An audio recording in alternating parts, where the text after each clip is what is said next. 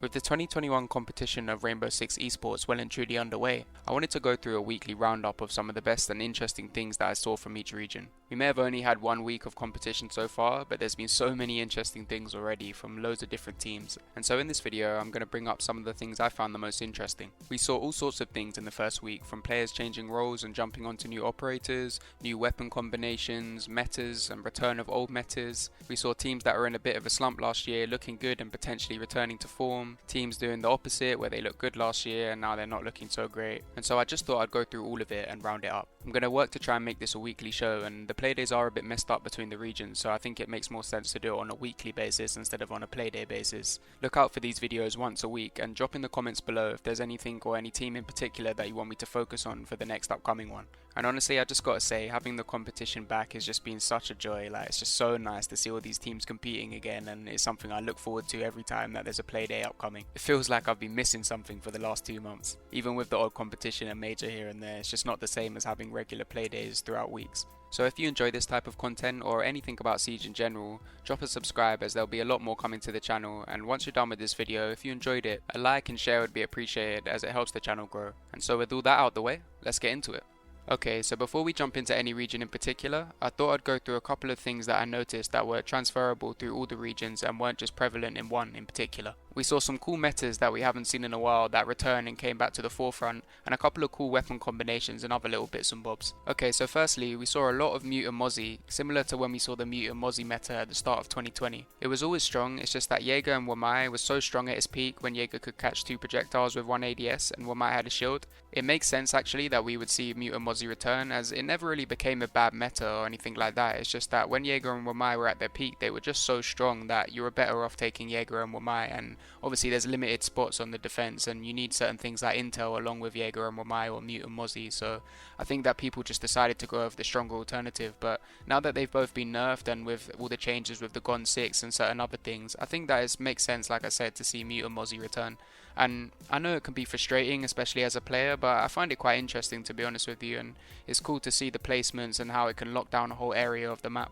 Pretty much every game from every region we saw at least one round with Mute and Mozzie, and it just shows that this might be what we're returning to. And as the meta's kind of up in the air with all these new changes, maybe it won't stay for long, but I think that could actually be here for a little while still.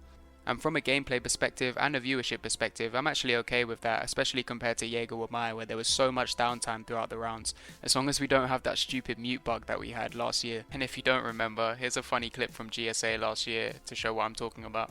Check this out. Those server stairs whenever is necessary to go into freezer. There's a creation of a rotation hole as the mute bug is in, so I think we're going to need to make the noises ourselves for this one. If you cast, Fluke, I'll do the sounds. All right, okay. Go. We'll do the sounds. Yep, I'll go.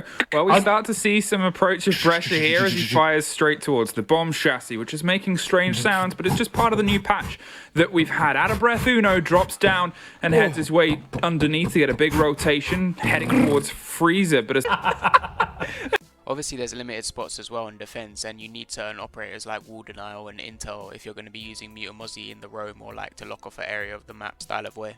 But with so many nerfs and changes and additions of things like the Gon 6, it seemed like the time was right for teams to come through and start shaking things up, and we definitely saw that in that regard. And moving on, talking on Mute and Mozzie, with a Roni being unlocked, we saw a lot of Mozzie and a Roni little combinations of the P10 Roni, and it was funny because it gave me nostalgia, making me think about the 2020 Invitational, where we saw the TCSG 12 shotgun combination on Goyo and Kaid, and they were just causing a havoc, and it just gave me that nostalgia and made me think about the upcoming Invitational, as it was like a little duo partner. Like, there's so many cool little ones like that in Siege. You got the, obviously, Kaid and the Goyo, and then you got the Mute and the Smoke, you got the Doc and the Rook. Like, they're all just such little cool combinations. It's not surprising that after that gun got nerfed into Oblivion, and now pretty much neither of those operators is the favoured gun. We saw a lot of Iana, and I think it was so cool because she obviously has the Gon 6 and 2 grenades, which, correct me if I'm wrong, but I think she's the only one on attack that has that now. Obviously if Zero still had his nades then maybe, but he doesn't anymore. And likewise with Finka. Obviously in competitive she's going to be even stronger, but even in ranked, I think for a solo queue player, like all of these changes, and especially with Iana, it's just so helpful for a solo queue player, as you can do most of it by yourself yourself. Obviously you can't hard breach, but a lot of the times you can find another way into the map if you're roam clearing or you're map clearing or whatever, and you can clear most of the utility that you see once you get closer to site. And yeah, you can just do a lot with 2 grenades and 1 gun 6, and obviously that's the same as 3 Ash breaching rounds. It's more than 2 impact grenades from Sophia. I think it's important to take into account as well that those 2 grenades are much more lethal than any impact or Ash round, so that's another benefit. It's just a lot, so yeah, it's great to see that. And finally, we're really going to get to see a lot of use out of the G36 that Ash has as well, because obviously for a long time it wasn't used because it was just on Ash. Then Iana came out and she wasn't that viable unless you were just like kind of playing a bit more casually and you weren't playing in comp environment. And now that she's got that and all of those changes, that it's going to be much more viable. And there's a lot of other weapons still that I want to see the same thing, so I'm hoping in the future with the operators coming out, if they're not getting new weapons, which I doubt at this point, that they'll get some unused weapons. Obviously the obvious one I can shout to is the PDW for Jackal, and yeah, that's just one example. Outside of a few operators like Iana, and pretty much that's it, we didn't actually see as much of the Gon 6 as I expected. And I understand that the pistol is still helpful sometimes, but I think the main reason personally is that one explosive for most of those operators that don't also have the grenades is just not enough. Even though we're moving away from that meta of 20-second and utility dump, there's still just better alternatives, and so it's hard to fit in. Just like what I was saying on defense, it's kind of hard to fit in someone that just has 1 explosive when you're better off taking Ash. You can also frag Sophia likewise, and just yeah, being in the middle when you still need operators like Nomad and Hard Breach and just other things, like it's just kind of hard to fit it in. So it will be interesting moving forward if they actually add another charge, or they change which operators have it and which don't, or if there are other changes in the game that make it more viable, or maybe just time. But yeah, right now it's not something that we're seeing every round, every game, nowhere near that, to be honest. There's some other smaller things I could get into, but I think those are the main things that I want to talk about, and I don't want this video to last forever, so I'm going to move on to the games and what I wanted to talk about this week's competition. So kicking off with EU, where the competition started, I wanted to go into my personal favourite team in the region, BDS, and their first game against Vitality. It was a French showdown, and we saw something really interesting actually that I'm sure a lot of you noticed. We saw Shaiiko on Ace for the first game on Clubhouse. I think personally this was really interesting, one because BDS were one of the only teams that didn't change their roster during the downtime, and potentially after 2 years of being together and playing against all these opposition and teams having VODs on them and reviews and whatnot, that they would worry about potentially becoming predictable, and not crazy predictable where they would just dump on the rankings. They would still be near the top 100%. I think maybe teams would be able to counter them a lot easier and counter certain players and their styles. So it was interesting to see Shaiiko and Ace and be able to switch things up. And I think the other reason as well leading on from that is that obviously Ash is still, and probably will be forever, a great operator, and there's always room for Ash, right? But with Ace, we know how good his gun is. It's one of the best guns, if not the best gun in the game. He has that hard breach, he has the smokes. He also, though, I think something that's underrated that people don't talk about enough is the fact that his gadget can destroy a fair amount of utility, and especially in particular shields, right? So potentially switching him out and being able to have that more effectiveness and versatility of being able to open those supplementary walls, take down those shields, take down certain gadgets, barbed wire, whatnot, that he would potentially be able to be a good replacement for Ash in certain situations if you've got that Sophia, which we saw with Alems, but also still having that other main hard breacher, which of course we saw with Bride.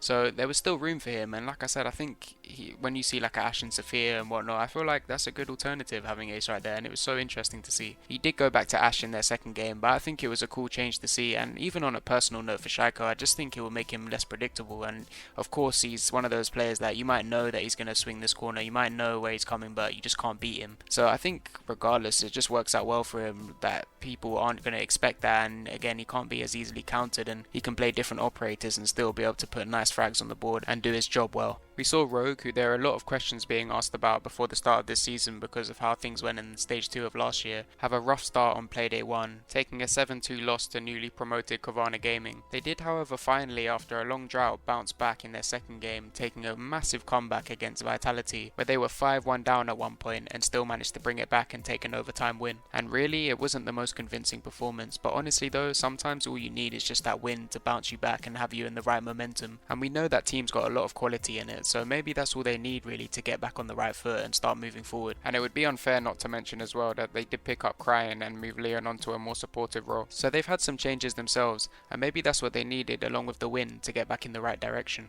Another player that moved from an entry/roam that is now playing support and an anchor role is Chaoxys, who we saw on Tempera last season, as his new team Train Hard went on to beat the boys over at Team Secret with a convincing 7-4. He was the embodiment of Fragmite in that game, as he was dropping so many kills on Thermite, and he finished top of the lobby with frags, dropping an incredible 15 kills on support. Team Secret on the other hand lost that game, but did pick up a win in their first game against G2, which was a massive upset and was very impressive. But yeah, they were quite disappointing in that game against Train Hard, and we'll have to see more from the whole team. Sleben and Gonfi have done well so far, particularly Sleben, but as a team collectively, they're going to need to do better if they really want to improve off their second stage of last season. I'm sure they'll be very pleased though of that win against G2, as they should be, especially considering the roster changes that they've had. With the loss of Kendry from Navi, pressure was definitely on Nathan secretly to step up, and they definitely have so far, particularly Nath on a sort of flexible role. Doki in particular I want to give a shout out to, because he's been stepping up massively, as you know he's capable of, and he's been getting them impact kills that his team needs. If he can keep it up and stay consistent for the rest of the season like this, and not go in and out of having these amazing high fragging games, then they could definitely be a dangerous team this season and one to look out for. Moving on to the second region that I wanted to go into, LATAM. Ninjas in Pyjamas took a close loss to Liquid 5-7 and a strong win the next playday 7-3 against MIBR, the ex-Team 1 roster. That's two teams out of the big top 4, one close loss against the top team arguably, and one dominant win 7-3 against the ex-Team 1 roster from last season, who also were in the top 4. Collectively, that's a good showing against two of the top 4 teams from last season, but you know NIP will be disappointed with that Liquid result considering the high standards they set for themselves last year. And it will be interesting to see if NIP can return to their form from the start of 2020 with their run at the Invitational and dominance in stage 1 of last season. They weren't as untouchable in stage 2 and Liquid kind of overtook them. Will Liquid continue their strong form from stage 2 of last season and solidify themselves as the definitive top team in the region? They went on to play FaZe on playday 2, and after being 4-2 up after the attacking half, the round split even in reverse, and they ended up being pushed to overtime by FaZe, who actually went on to win 8-7. Huge respect to FaZe, as they were up against match point for multiple rounds on attack and managed to keep their composure and not make any clear-cut mistakes while executing or clearing the map. We saw multiple rounds where not much time was off the clock, and the spectator view flicks to Astro and he's in sight taking gunfights or in the face of a roaming Liquid player. They showed a great mixture of strategy and unpredictability, which Liquid seemed to struggle with, considering the Liquid roster have been together for a long time, looking so strong in the second split of last season, and although most players on the new FaZe team were together on MIBR last season, they're still on a new formed roster on a different org, and I'm sure they'll be very pleased with such a big result against a long-time rival of theirs. It will be interesting to see as the season plays out if they can become the top team in Latin America once again. Credit to both of these teams though, as they both put on a great show and looked very strong.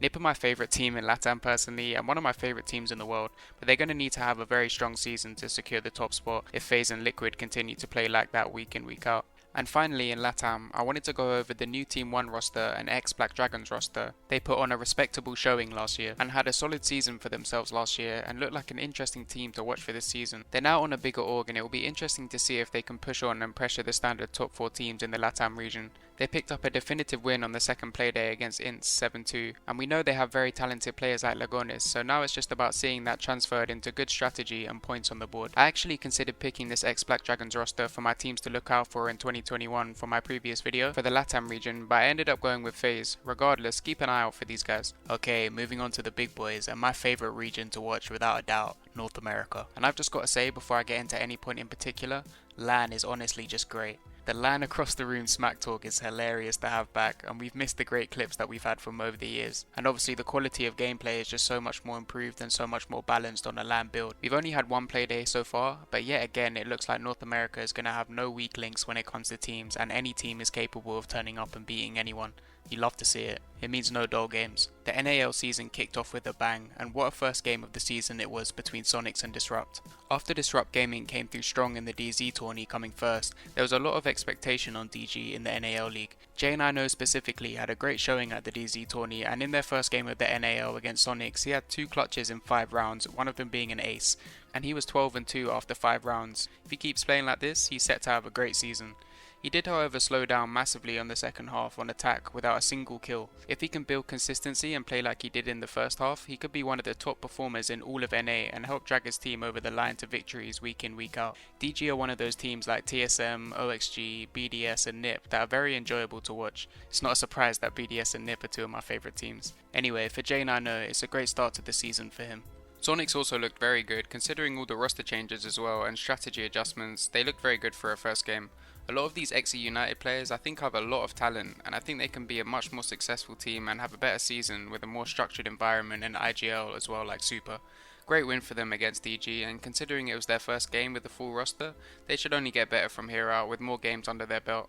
They really turned things around in the second split of last season when it comes to gameplay style at least. Like in the first split, everyone knows it's not a secret that they were playing very aggressive and in a style that is not really advised. But then in the second half, they verbally spoke about it in interviews and just in other places, about that they were going to play a more traditional, so to say, style of Siege. And they had some really close games, and I felt like they missed out and were unfortunate. And so I was excited to see if any of those players would get picked up on new teams, and alas, most of them did. Moving on to by far the biggest upset of the first week of play days, we saw newly promoted Challenger League team Beast Coast take a convincing win as underdogs against the North American champions TSM. Ghost in particular, being the more experienced player on Beast Coast, having a lot of expectation going into this season, have a great game against arguably the best team in the region and one of the best teams in the world, as he led his team to winning the game out, dismantling them 7-3. What a crazy result this was. I'm super impressed, honestly. Beast Coast are looking like an exciting team and could be a team that could upset the standard top 4 teams in NA. Super excited to see how their season plays out. They were aggressive in that first game, however, I must say, and similar to E United last season, if they continue to play so aggressive loose and do a lot of rush strats on attack, they'll start to get figured out eventually and countered, and their success will diminish.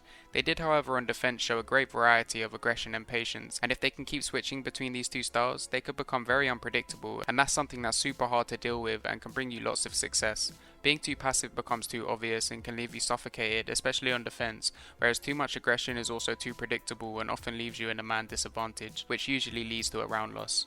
Was this just a blip from TSM and will they turn it around? Or is this a sign for things to come? We'll have to wait and see. Moving on to OXG, and the question on my mind was, will they break their 4th place curse of last season? They took a bit of a risk this season by picking up 2 new players, Yaga being an experienced but young player and Kino being the backbone and solid support player. Kino actually picked up a Thermite ace in his first round and his first tier 1 competitive match, being 11-3 after the attacking half on Clubhouse. Extremely impressive, and he was a key part to them securing a win 7-5 against Exet.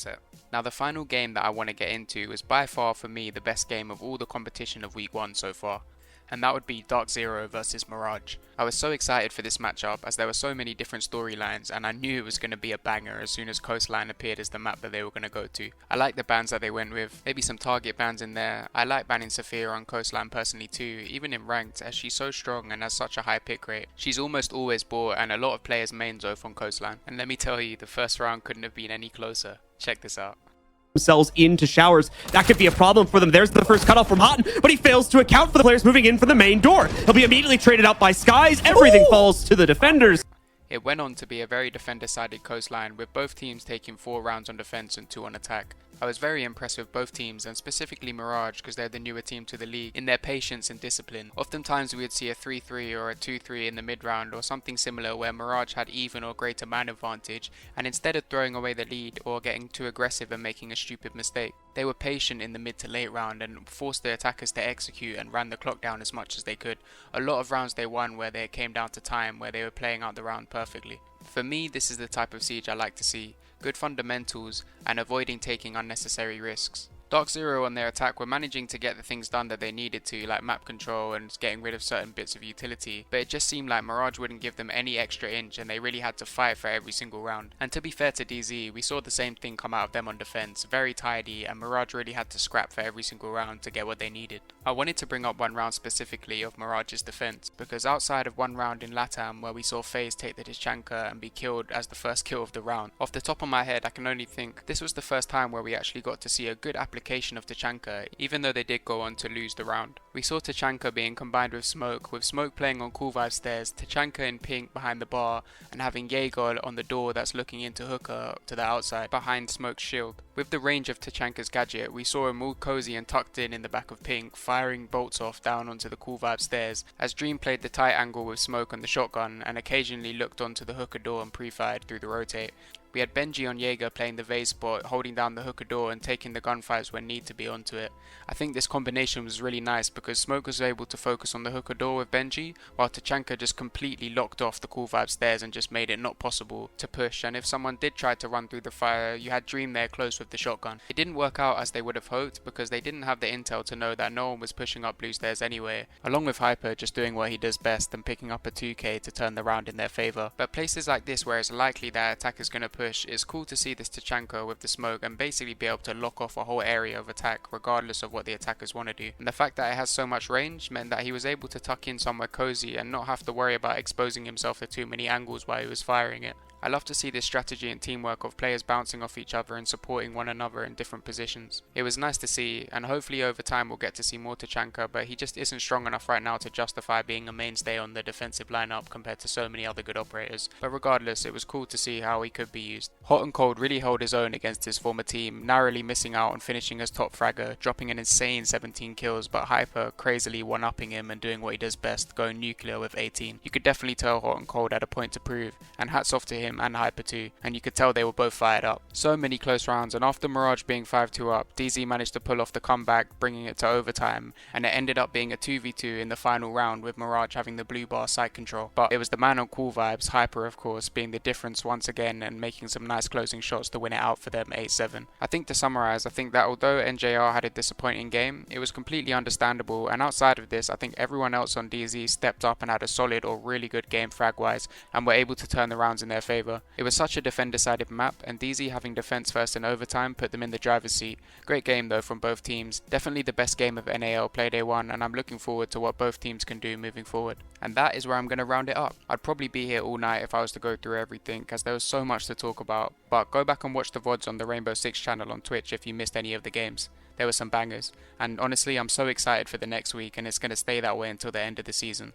If you like this video, drop it a like and drop a subscribe if you're interested in seeing more content like this, and let me know below if you prefer this longer style of wrap up video for a Pro League in a week, or you'd rather me keep it short and sweet and do more like punchy points where it's just quick firing off points than actually going into depth in each single one. I'm happy to make these longer style videos, but I'm also completely fine with making it shorter, so just let me know in the comments down below. Overall, the scene's looking really good, and every single region has its own story and little rivalries going on, so there's so much content to talk about, and I look forward to covering it. And that's all from me. I hope you enjoyed these upcoming games this week, and catch me around the same time next week for a wrap up of week 2.